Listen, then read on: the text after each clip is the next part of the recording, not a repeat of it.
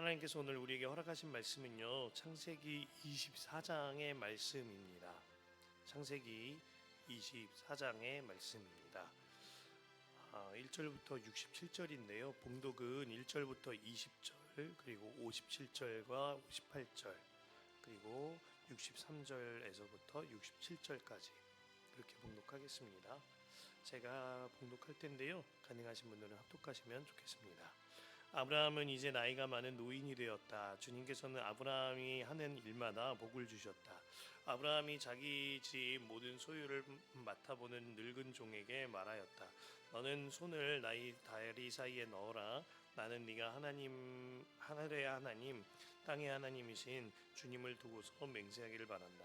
너는 나의 아들의 아내가 될 여인을 내가 살고 있는 이곳 가나안 사람의 딸들에게서 찾지 말고 나의 고향 나의 친척이 사는 곳으로 가서 거기에서 나의 아들 이삭의 아내 될 사람을 찾겠다고 나에게 맹세하여라. 그 종이 아브라함에게 물었다. 며느님이 되실 여인이 저를 따라오지 않겠다고 거절하면 어떻게 해야 합니까?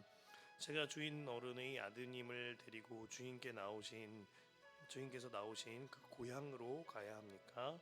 아브라함이 그에게 말하였다. 절대로 나의 아들을 그리로 데리고 가지 말아라. 주 하늘의 하나님이 나를 아버지의 집 내가 태어난 땅에서 떠나게 하시고 나에게 말씀하시며 나에게 맹세하여 이르시기를 내가 이 땅을 너의 씨에게 주겠다 하셨다. 그러니 주님께서 천사를 너의 앞에 보내셔서 거기에서 내 아들의 씨 아내 될 사람을 데려올 수 있도록 도와주실 것이다. 그 여인이 너를 따라오려고 하지 않는다면 너는 나에게 한 이 맹세에서 풀려난다. 다만 나의 아들을 그리로 데려가지만은 말아라. 그래서 그 종은 손을 주인 아브라함의 다리 사이에 넣고 이 일을 두고 그에게 맹세하였다. 그 종은 주인의 낙타 가운데서 10마리를 풀어서 주인이 준 온갖 좋은 선물을 낙타에 싣고 길을 떠나서 아람 나하라임을 거쳐서 나홀에 사는 성에 이르렀다. 그는 낙타를 성 바깥에 있는 우물 곁에서 쉬게 하였다. 해가 뉘엿뉘엿지고 있었다. 여인들이 물을 기르러 나오는 때였다.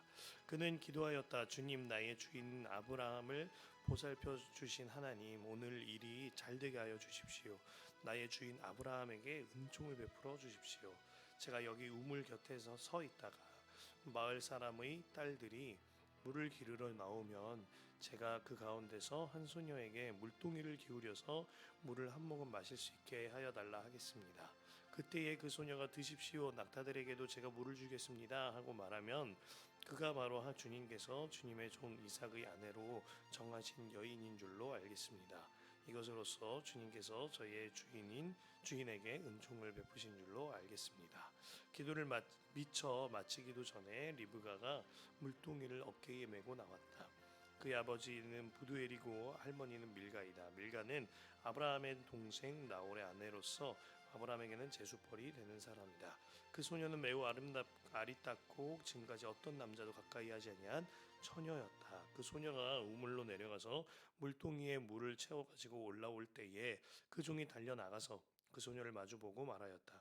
이 물동이에 든 물을 좀 마시게 해주시오. 그렇게 하니 리브가가 할아버지 드십시오 하면서 급히 물동이를 내려 손에 받쳐 들고서 그 노인에게 마시게 하였다. 소녀는 이렇게 물을 마시게 하고 나서 제가 물을 더 길어다가 낙타들에게도 실컷 마시게 하겠습니다 하고 말하면서 물동이에 남은 물을 곧 구유에 붓고 다시 우물로 달려가서 더 많은 물을 길어왔다.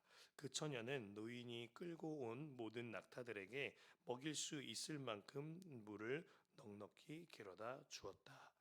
다음은 57절과 58절입니다. 그 주인에게로 갈 수 있게 그들이 말하였다. 아이를 불러다가 물어봅시다. 그들이 리브가를 불러놓고서 물었다. 이 어른과 같이 가겠느냐? 리브가가 대답하였다. 예, 가겠습니다. 마지막으로 63절에서 67절입니다. 어느 날 저녁에 이삭이 산책을 하려고 들로 나갔다가 고개를 들고 보니 낙타 행렬이 한때가 오고 있었다. 리브가는 고개를 들어서 이삭을 보고 낙타에서 내려서 아브라함의 종에게 물었다. 저 들판에서 우리를 맞으러 나오는 저 남자가 누굽니까? 그 종이 대답하였다. 나의 주인입니다. 그러자 리브가는 너울을 꺼내서 얼굴을 가렸다. 그 종이 이제까지의 모든 일을 이삭에게 다 말했다. 이삭은 리브가를 어머니 사라의 장막으로 데리고 들어가서 그를 아내로 맞아들였다. 이렇게 해서 리브가는 이삭의 아내가 되었으며 이삭은 그를 사랑했다. 이삭은 어머니를 여의고 나서 위로를 받았다. 아멘. 하나님의 말씀입니다.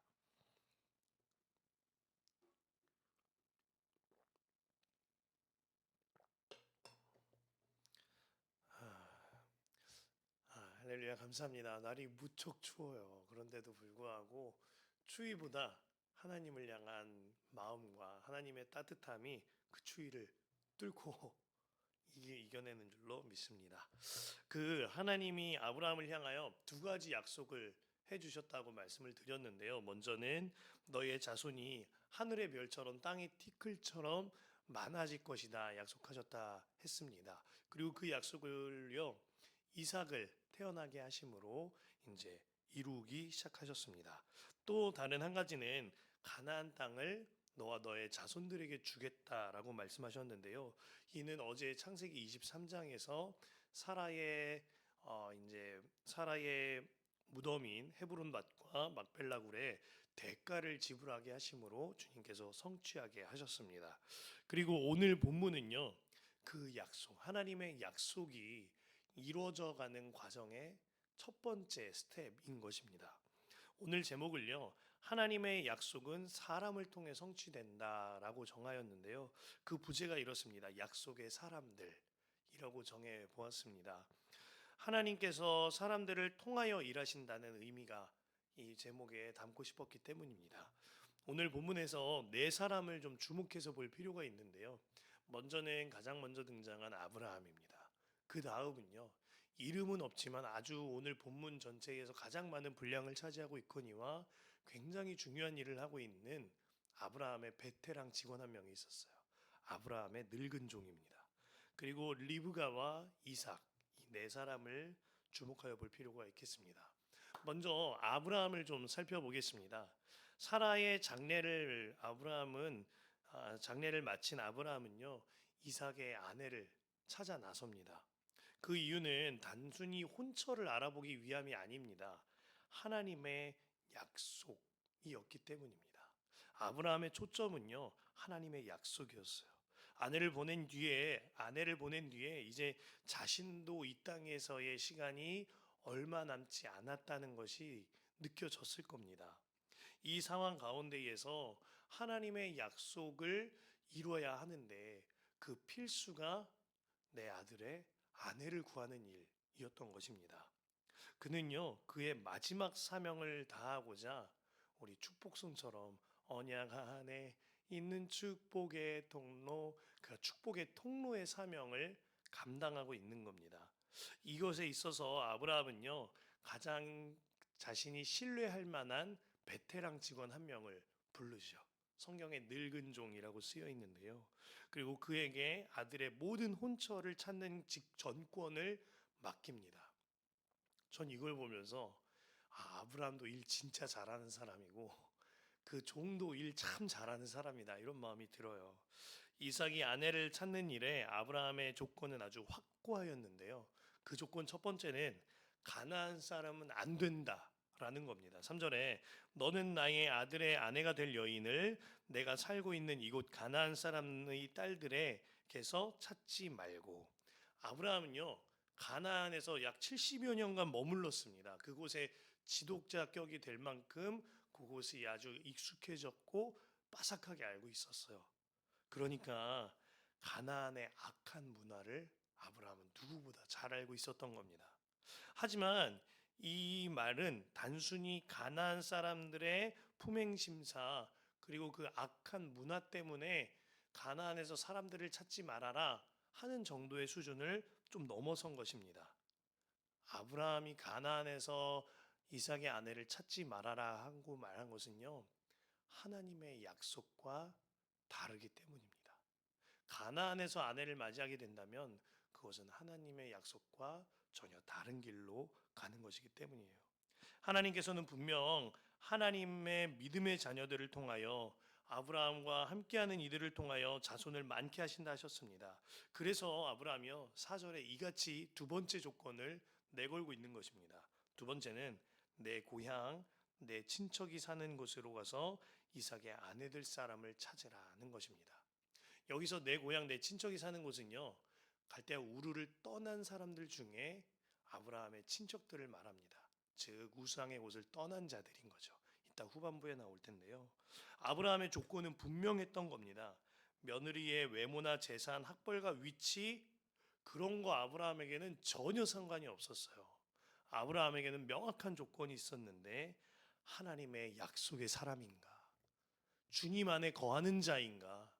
이것이 아브라함에게 가장 중요한 조건이었던 겁니다. 그 믿음의 부모님들께서 자녀의 신앙 문제에 흔들리는 두 가지 순간이 있다 그래요. 저도 유머 비슷하게 들었는데 먼저는 애들 고3 때입니다. 얘가 지금 금요 성령 집회 가는 게 맞나 아니면은 학원 보내야 되지 않겠나 마음에 좀 떨림이 있다는 거예요. 또 한 가지가 애들 결혼시킬 때라고 합니다. 신앙은 좋은데 다른 것이 다 갖춰지지 않았다면 부모님 마음이 조금 불안하다라는 거예요. 그런데 다른 건 다 있는데 신앙이 없으면 마음 가운데 아이고 전도해야지 하는 조금 안도감이 희한하게 든다라는 것입니다. 하지만 아브라함은요 전혀 흔들림이 없죠. 오늘 본문에서 알 수 있듯이 그의 초점은 오직 하나님이었고 하나님의 약속이었습니다. 타협이 없었어요. 세 번째로 아브라함을 보면 아브라함의 조건은요. 믿음의 길을 후퇴하지 말아라. 믿음의 길을 돌아서지 말아라. 오직 주님 말씀만 기준 삼으라는 것이었습니다. 아브라함의 아주 특명을 받은 이 종은요. 몹시 지혜롭고 꼼꼼한 종이었습니다. 더구나 상사인 아브라함한테 질문도 굉장히 많이 해요. 일을 참 잘하는 사람인데 아브라함의 친척 중에 없다면 그의 고향에 가서 그가 옛날에 떠나온 아버지 데라와 함께 살았던 그곳에 가서 다른 이삭의 혼처를 찾아야 되는지 그가 5절에 보면 물어봅니다. 그러자 아브라함이요 정색을 하면서 말하죠. 6절에 절대로 나의 아들을 그리로 데리고 가지 말아라. 그리고 7절에 하나님이 나를 어떻게 인도했는지를 말하면서요. 8절 말씀에 다시 한번 반복합니다. 절대 안 된다는 거예요. 그는 바벨탑을 쌓던 자들이 머물던 땅 바벨로니아의 우르에서 아버지 데라와 함께 살았습니다. 아브라함이요. 이후에 아버지 데라와 그리고 아브라함은 그리고 그 가족은 하란에서 살았습니다. 이 두 땅 모두 우상의 땅이었고요. 하나님을 거절한 악한 곳이었습니다. 하나님께서 아브라함을 그곳에서부터 강권적으로 옮기셔서 약속의 땅인 가나안에 가게 하신 겁니다. 만일 그곳에 아직도 남아있는 자라면 틀림없이 우상에 물들은 자임이 분명했습니다.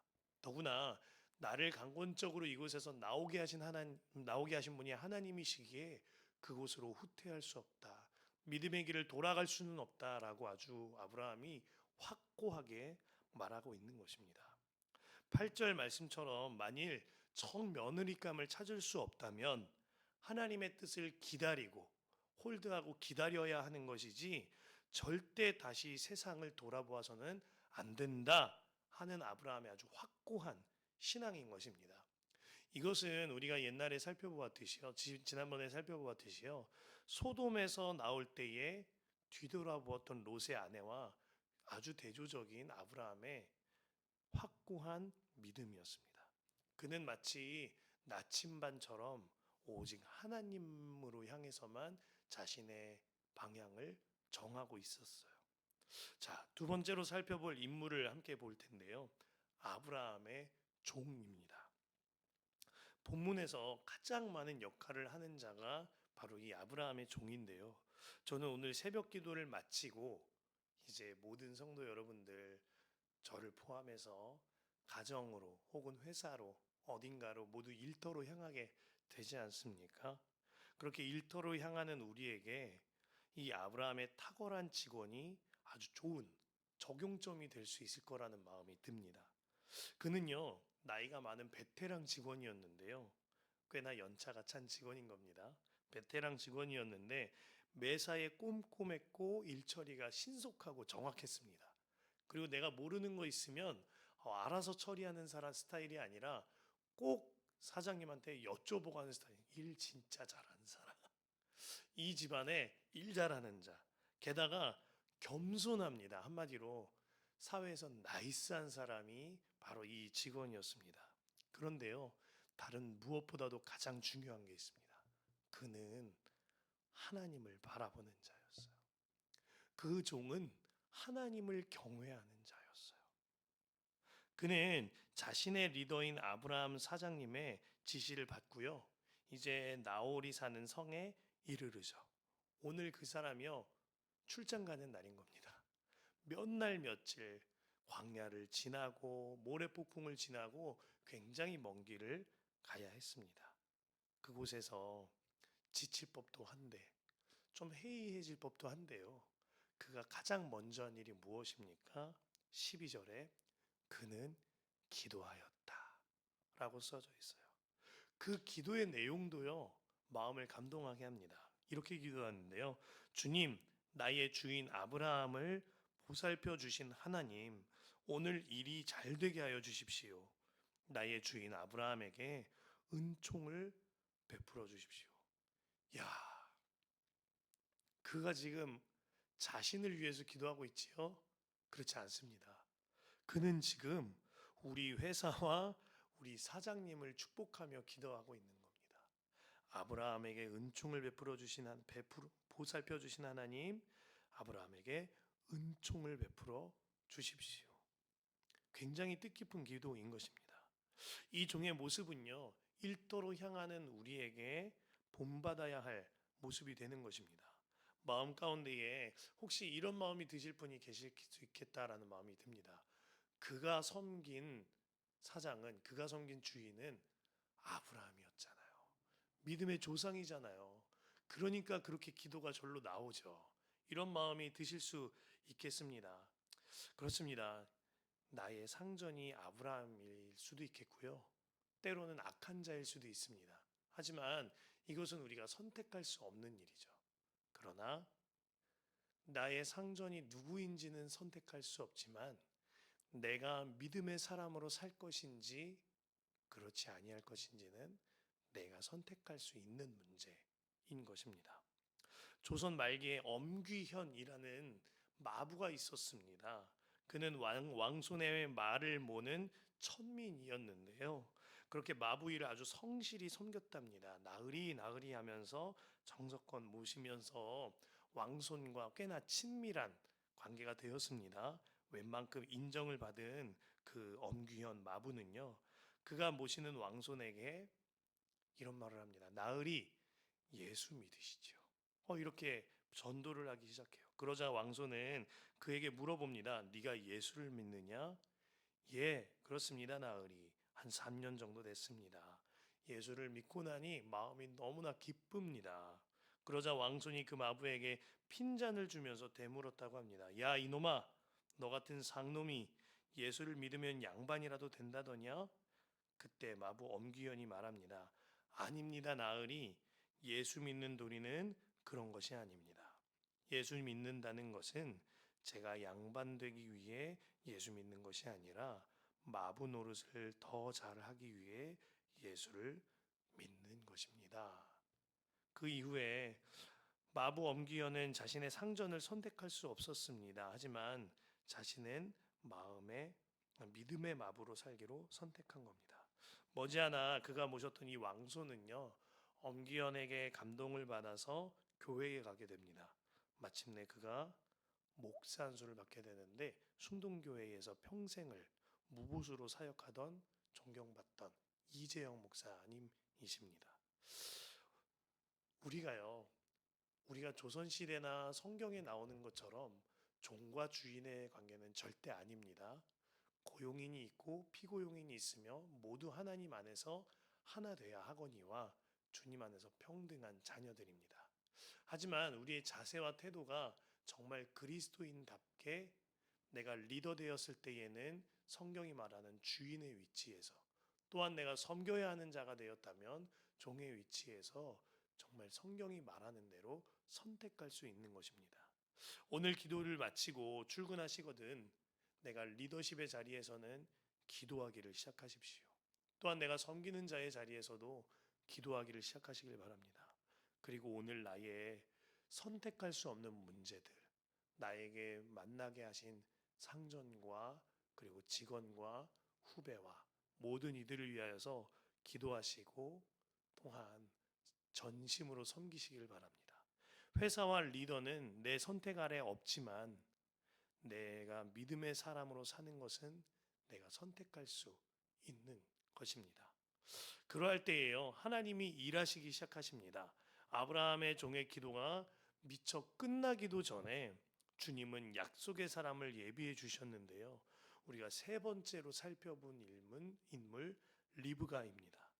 리브가는 하나님이 예비하신 사람이었습니다. 또한 아브라함의 종이 주님께 기도하며 올려드렸던 사람입니다. 중동에서 물을 좀 나눠달라고 종이 부탁을 하는데 이 물을 좀 나눠달라는 부탁은 굉장히 어려운 부탁입니다. 깊은 우물에다가 다시 두레박을 내려야 하는 일이거니와 이를 길어 올리는 일이 몹시 무거운 일이므로 힘에 부치는 일이기 때문입니다. 더구나 오늘 말씀도 보면 리브가와 사람들이 저녁 즈음에 나왔다는 것을 알 수 있는데요. 중동이 너무 탈듯이 더우니까 그렇게 시간을 피해서 저녁에 나오는 겁니다. 그런데 리브가는요, 그 종뿐만 아니라 가축까지도 돌보는요, 따뜻한 사람이었어요. 오늘 18절에서 20절을 보면 그렇게 하니 리브가가 할아버지 드십시오 하면서 급히 물동이를 내려 손에 받쳐 들고서 그 노인에게 마시게 하였다. 소녀는 이렇게 물을 마시게 하고 나서 제가 물을 더 길어다가 낙타들에게도 실컷 마시게 하겠습니다 하고 말하면서 물동이에 남은 물을 곧 구유에 붓고 다시 우물로 달려가서 더 많은 물을 길어왔다. 처녀는 노인이 끌고 온 모든 낙타들에게 먹일 수 있을 만큼 물을 넉넉히 길어다 주었다 하였습니다. 이후 리브가는요, 아브라함의 종을 가정에 소개하고 그리고 그 가정에 묵게 해줍니다.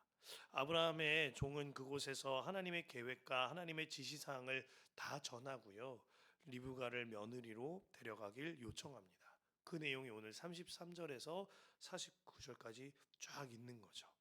마침내 최후 결정의 순간이 왔습니다.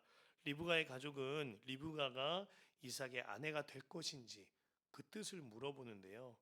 지금까지 인도하신 하나님의 이야기를 리브가가 꼼꼼히 들었고 이제 믿음이 생겼습니다.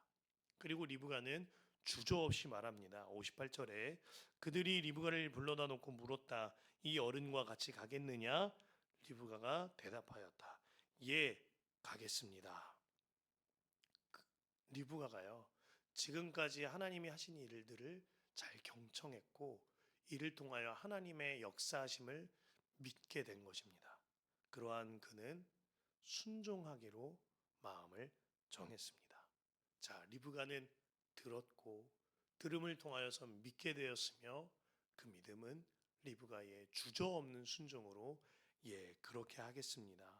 예, 가겠습니다로 기록된 것입니다. 저는 오늘 저와 여러분이요, 리브가와 같은 성도가 되기를 기도합니다. 하나님의 말씀을 듣고 이내 그 말씀을 믿으며 그 말씀대로 순종하는 삶, 그 삶이 저와 여러분들에게 이루어지기를 바랍니다.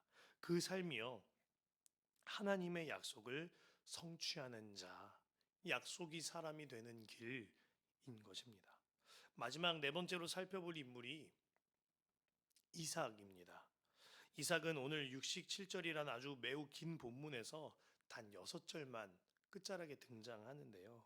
하지만 그 말씀이 우리 마음 가운데에 진한 여운으로 남습니다.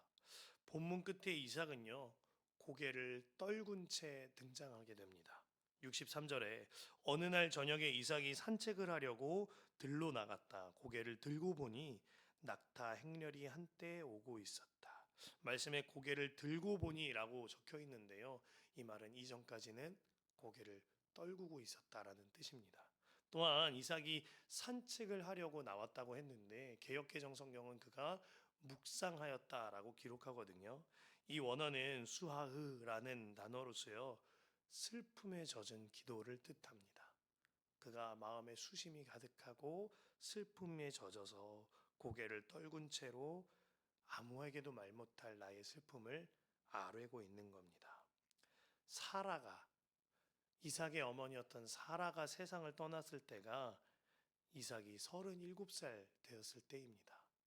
이후에 그가 25장에 보면 결혼할 때의 나이가 40세가 되었을 때입니다. 3년여가 지났을 것입니다. 하지만 그 가운데에서요.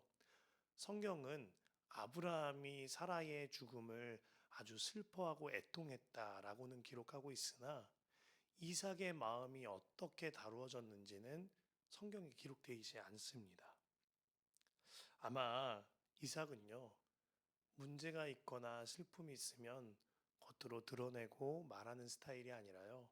자기 스스로 마음 가운데에 삭혀내는 사람이었던 것 같아요. 그래서 오늘도 혼자서 고개를 떨군 채 걸으면서 주님을 바라보기도 하고 한숨을 내쉬기도 하였던 것 같습니다. 사람들은요, 그의 슬픔을 모릅니다. 그냥 착한 사람인 줄 알죠. 성경의 글로 쓰기 조심스러울 만큼 그는 주님과 비밀스러운 마음이 있었습니다. 하지만 하나님은 아무에게도 말하지 않았던 이삭의 마음을 다 알고 계셨습니다. 그리고 마침내 이삭을 위로하시는 겁니다. 64절에 리브가는 고개를 들어서 이삭을 보고 낙타에서 내려서 하나님은 고개를 숙였던 이삭에게 고개를 들길 좋아하는 아주 활기 있는 활력소 같은 리브가를 만나게 하십니다. 그로 말미암아 그를 위로하시죠. 성경은 오늘 본문 속에 이삭의 마침표를 이렇게 기록합니다. 이삭은 리브가를 어머니 사라의 장막으로 데리고 들어가서 그를 아내로 맞아들였다. 이렇게 해서 리브가는 이삭의 아내가 되었으며 이삭은 그를 사랑했다. 이삭은 어머니를 여의고 나서 위로를 받았다. 주님은 나의 말 못할 모든 슬픔, 모든 감정까지 다 알고 계십니다. 소리 내어서 울지 못하는 나의 아픔을 주께서는 다 알고 계신 겁니다. 이에 관하여 주님은 아실 뿐만 아니라 위로하세요. 하나님의 때가 되었을 때 하나님의 방법으로 말 못하고 혼자 우는 자를 위로하시는 주님이십니다. 그 주님이요, 지금도 저와 여러분과 함께 하십니다.